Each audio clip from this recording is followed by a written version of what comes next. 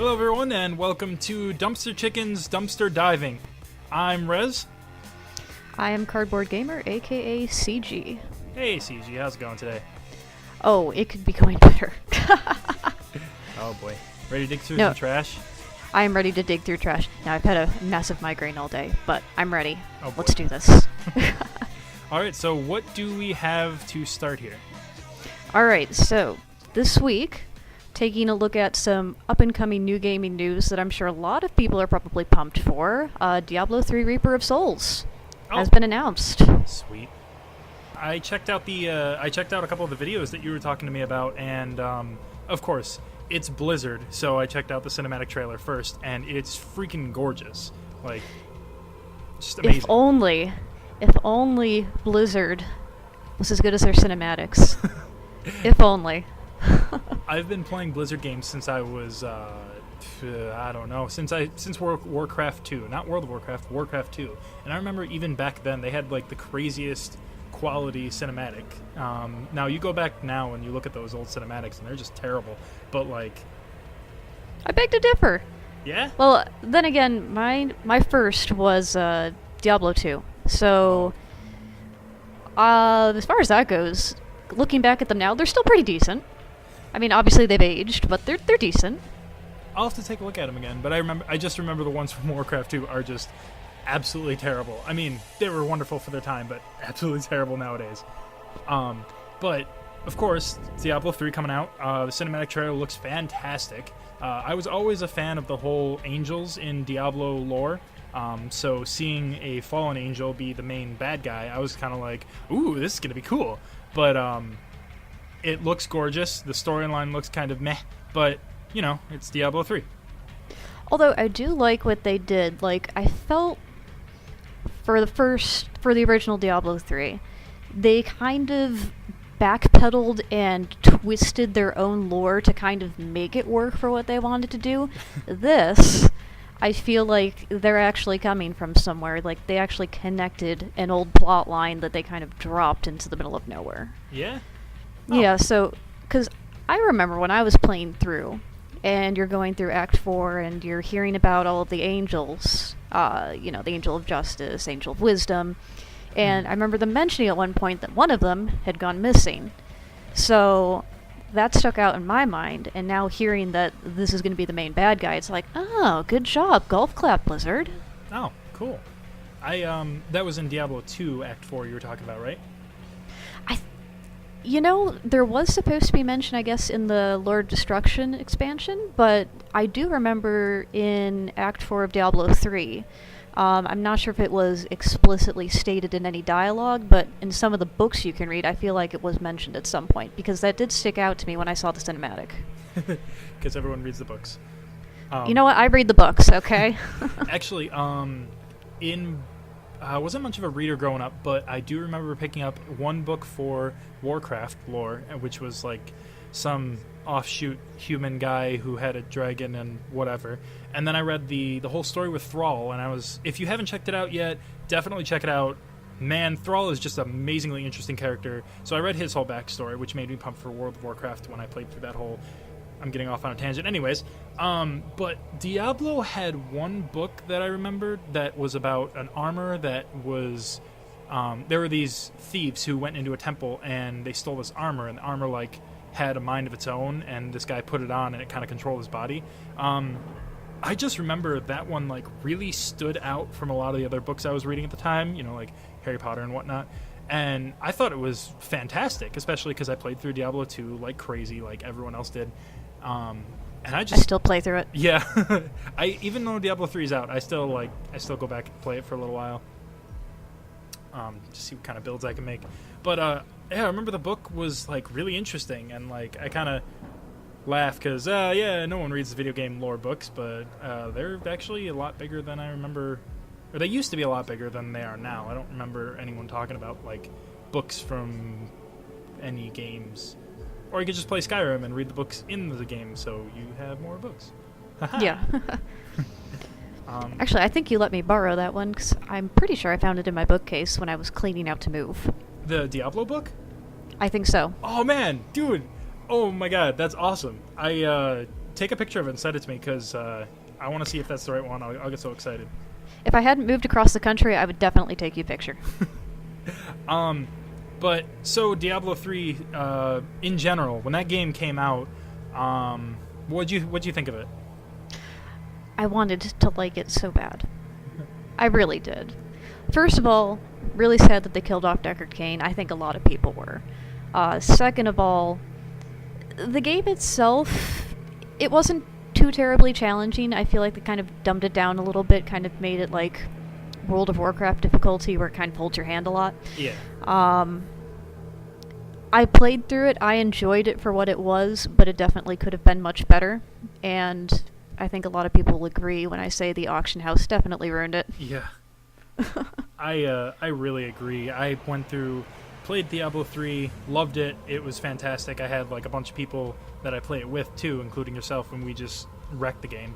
But it didn't have the same kind of charm that Diablo 2 had, where you could go back and play it again and again and again and grind up to level 99. Especially because there was no PvP. There was none of that going on. I mean, I was never a fan of the PvP myself, but you're definitely right on the replay value. It wasn't there. It's like once you beat the game, it didn't feel like there was anything to really go back for, like no real goals until they started doing the Paragon system. Mm. And even that, by the time the Paragon system came out, I already beat the game. I completed the story. I got what I wanted out of it. I really wanted to see what they were going to do with Diablo himself. And I saw, and I was like, okay, I'm done. I'm good. I'm out. Or her, depending. Yeah. Yeah, she did have those woman hips. Yeah. But yeah, then so Diablo 3 came out. Diablo 3 was good, but then now this one's coming out. And honestly, when you mentioned it to me, I was like, oh, okay, just whatever. But then when I started doing research and I saw some of the gameplay footage, I was like, maybe. I mean, I definitely want to give it a try, but it probably won't be until there's a price drop. At this point, seeing how Diablo 3 was on its own, and seeing some of the stuff that they've released so far from the game. Now, mind you, this might be subject to change, but Blizzard doesn't tend to release things until they're ready. Yeah. So, based on what I've seen, it looks like a lot of rehashed Act 1 and Act 3 that they use as a basis for the environments, which to me it's just like at least Lord of Destruction, Diablo 2, brand new area, completely different from all the other areas. Mm-hmm. This looks rehashed, not quite as exciting. They're revamping the loot system, which is like, okay, that's kind of cool, which a lot of people had gripes about, but I'm not gonna drop full price on a game just for a new loot system. Yeah, it better not be $60. Like I could totally swing like 30, maybe 40, but that's pushing it. But if it's $60, no way, I'm not even gonna look at it. Absolutely not. And with all the money they made off of the auction house, they hopefully should release it a little bit lower. Oh yeah, I think they've milked so much money out of the game as it is. Speaking of milking things, I think we got plenty of milk out of Diablo 3. What do we have next? Alright, so next, taking a look at a Steam Greenlight game, actually. So Steam did this thing a while ago called Greenlight, where basically users can submit their own fan-created games, and if they get enough votes, eventually Steam's like, hey guys, want to sell your game on Steam? And guys are like, yeah, of course I want to do that. That's awesome. Nice. So it's kind of like a way for budding developers or indie developers to kind of get their name out there. So taking a look at a game today, I was kind of browsing through Greenlight the other day just because I was bored, came across this game called Twisty's Asylum Escapades. Escapades. I was reading it as Escapades. It can be read as Escapades, actually, if you want to be funny about it, which seems to be what this game is going for. I hope so. They kind of advertised it as a sort of dark survival horror game. Mm-hmm. It's not. No. It's just not. They tried. First of all, it's not very dark. All the environments are actually quite bright. Basically, you play as this floating brain that a bunch of doctors imprisoned in this asylum because the brain is nuts and has teeth. Yeah. And the whole point is to get out of the asylum and murder as many people in the process as you can. Now, I don't know about you, but coming from someone that is an avid Silent Hill fan, this does not say survival horror. This says horror parody. Absolutely. Oh man, I was watching the video for this, and like, I was sitting here with my girlfriend, and she saw the screen, and she's like, "Is that a real game? Like, did people really make that?" And I was like, "Yep, people just." I mean, it just looks terrible on all levels. Like, I don't know. It is the internet. Of course, someone really made it. Yeah. Like, I'm a big fan of those like really crappy black and white films that are like sort of horror. Like, I'm a huge Godzilla fan, for example, like the original Godzillas and stuff. So I totally appreciate a parody or just something that's just so bad it's good. And I think that's exactly what they were going for this, because it's just so bad. But at the same time, it's just like, it looks mechanically broken. Like, the head's just floating around like it's a regular first-person shooter. It kind of looks more like a Quake 2 skin than an actual, like, game. And then you can, like, summon demons from hell and shit, too, right? Yeah, I guess there's, like, a monster taming system in the game, which I guess they keep monsters in this asylum as well as floating brains. Of course, yeah. I'm not judging. I'm judging. But, like, the thing that I think bugs me about it, like, if they had advertised it as kind of like a silly game, I think I could maybe get more behind it, even though it still looks pretty bad. But reading through the description they have here, I'm just gonna pick an excerpt out of it quick. If I can find where I had saved it. Okay. So, it's designed to be an inversion of this classic premise. Instead of playing as a hero going down into a dark place, you're the monster coming up out of it. Because okay. I guess they're drawing on this whole idea of horror games, you're going to face your demons and whatever. So, like, it feels like they're actually trying to make something serious out of this, but Yeah. you can't take it seriously. No. Like, I don't know if you've been listening to the sound effects at all, but they're pretty hilarious. Yeah, they're like stock. Yes. Watch this game just be like some like just out of college, fresh new game designers like poured his heart and soul into this game and finally got it up on Steam, and everyone's just ripping it apart on Steam. Funnily enough, people are digging the idea of this floating brain just going around chewing people to death. Really?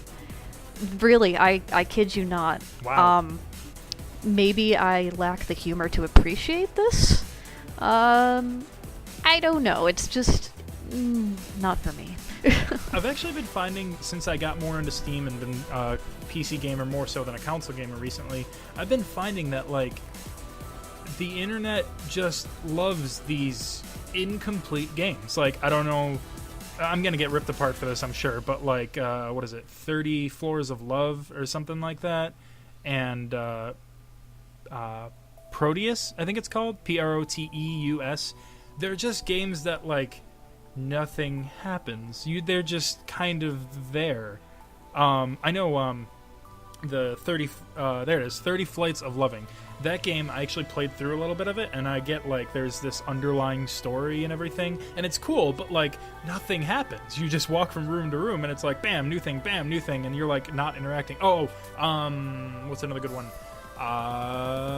It's about, I can't think of it now. It's the one where you do nothing but walk for the whole game.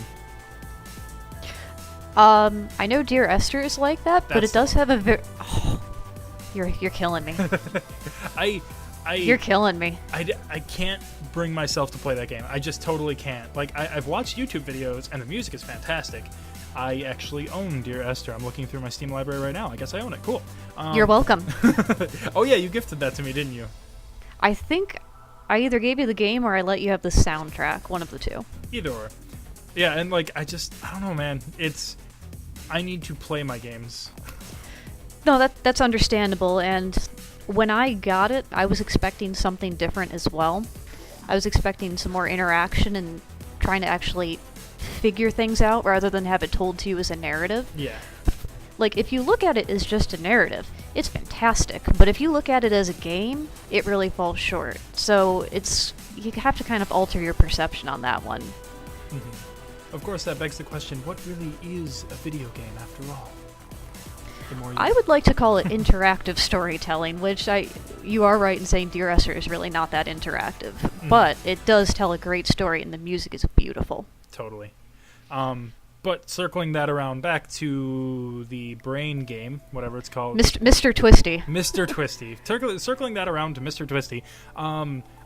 It looks broken. I don't know what it is. I don't know what the appeal of these broken games are, but it just looks broken. Watch it be like the #1 seller on Steam. I don't think it'll get quite that far, but I mean, I agree. It definitely, if it was polished maybe a little bit more, or, because, I mean, it's all very, like, evenly lit.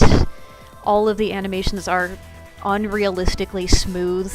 You know, when you look at something and it's just so smooth that you're like, that's just weird and freaky and not real.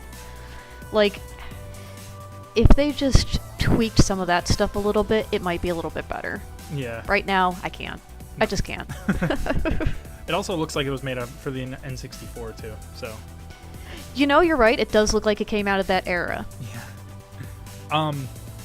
But aside from just doing these little news segments and just talking about stuff we like, we also wanted to talk a little bit about our gaming memories. You said there was a randomly chosen word of the week, right?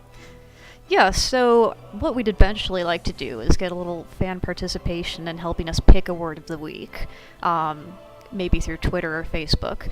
But I asked my lovely boyfriend to pick a random word that could be applied to gaming. And the first thing he said to me was epic. So this week's word of the week is epic. Sweet. So, Rez, what is one epic gaming memory that you have? Oh my god. Oh my god. So did I ask the wrong question? No, it's good. So this is during the days of World of Warcraft. Now, way back when I would play World of Warcraft 25 hours a day, and that was my life. So hold on, wait a second. Yep. 25. Okay. Math gotcha. is hard. So yeah, I would play World of Warcraft so much, and when I would play, I would go raiding and everything. And one of my main characters, when the Outlands expansion came out, I just got up to the level and I started doing some 5-mans with people. So I'd get this group of people that we always go together. And I was a warrior. I was the main tank for our group. And no one liked to run with me unless they knew me. Because if they didn't know me, they would get upset. Because we would be halfway done with downing, like, a group of mobs, and then I'd be like, well, there's that other group way over there that I think I'm going to charge my face into, and then the healer would freak out and be like, well, what are you doing? And then everyone would be like, what are you doing? And I'm like, I got this. So that's how I played. I do remember that you did that to me once, and I let you die. Yes, you did, and I was very sad. This happened again in Terra as well, and Guild Wars 2. I shouldn't play MMOs with you. You let me die. Only when you charge into things. Continue. Yes. So we were doing, for the life of me, I can't remember the name of the instance, but I remember there's this one huge room. You have to clear out all the mobs first, and once you do, there's a lever in the back, and once you pull it, it opens up this giant cage, and then the boss comes out, and he keeps spawning more mobs, and blah, blah, blah, boss fight. We were about halfway done with clearing out the room. And every time we finished a group of mobs, I would just stare at that lever, and I'm like, I'm gonna pull you. I'm gonna pull you. And everyone on Vent would be like, Nate, just no, chill out, don't pull that lever. And I'm like, I want to pull the lever. And they're like, no, just don't. And I'm like, okay, whatever. So we ran this thing like 15, 20 times, and I got it down to a routine. I could do it in my sleep. So there's, say, 12 mobs around. We killed the first one. We killed the second group. And we go to the third, and I'm like, that lever is staring at me, guys. And they're like, no. So I just start dancing around the lever, and I'm like, lever, and just bouncing. And they're just freaking out. They're like, don't pull the lever. And I'm like, oh, you mean like this? And I pull it, spawn the boss, and it was the greatest fight in World of Warcraft that I have ever been through. And we survived. I was the only one to survive, but we survived. And we got loot. And repair bills. And massive repair bills that I had to pay. So that is my epic gaming memory. You know, I wish I could remember what instance that was, because it's not coming to mind for me right now. I can picture it, I just can't think of the name. I'll have to look that up later. So, not quite as epic as your story, but it was still pretty epic. Skyrim. So, story behind me getting into Skyrim is after it released, everyone kept talking about it. I'm like, what the hell is this Skyrim business that everyone keeps talking about? Mm-hmm. So, I found out that, and God knows how I found out, but that the collector's edition came with the Elduin statue, the huge friggin' dragon on the rune wall. Yeah. So then I was like, oh, well, now I really have to get Skyrim because I'm an avid collector of dragons. Dragons. Exactly. So the main motivation for me wanting Skyrim came from me wanting to get this collectible figurine. So anyways, I get into it, start playing, got it for Christmas. Up in the northern areas, I forgot what they're called, but it's by that city where it has the Mages Academy. Mm-hmm. If you go around there, there's a bunch of mountains, and there's a valley in the middle, rune wall on one side of the mountains, and there's a dragon sitting right on top of that rune wall. So I was like, alright, and I'm playing a Khajiit thief. Oh, So hey, I'm like, me too. okay. Imagine that. So I'm like, I can't take this thing one-on-one. It looks like a frost dragon. Last time I faced one of those, it ended poorly for me. I died a lot because it drained my stamina and all that fun stuff. Oh, yeah. So I'm like, okay, I'm going to sneak up on this dragon. Anyone that's tried to sneak up on a dragon in Skyrim knows how difficult it is because they don't sit on the ground. They just don't. They fly overhead and they can see where you are. They're like, I see you there. I've tried that more than a few times, and every single time ended poorly with claws in the face. No fun. Yeah, and fire breath. No big deal. So I'm like, okay. So I'm kind of poking around this mountain, and I found this one, like, very narrow, kind of wall-jumpy path up the mountain. Slide down. Now, this took me a few tries to do it, but I saved my game, kind of inched down the mountain. The first couple of times, I got off of that little narrow ledge and just fell, and the dragon ate my face. All while sneaking, of course, though, right? Yes, all while sneaking, of course, because dragons don't care. No. So I finally get behind this dragon, and I'm like, alright, what have I got equipped? So I've got my glass daggers equipped, they're enchanted. I'm like, deep breath, attack, and you see the killing blow animation go off. This dragon screech, fall off the wall, and die. I was just like, guys, I one-hit KO'd a dragon. Smash! This is awesome! So I think, at least in recent memory, that's probably one of my most epic moments. That is so And it was cool. really friggin' hard to do. Oh, like, yeah. it never happened again.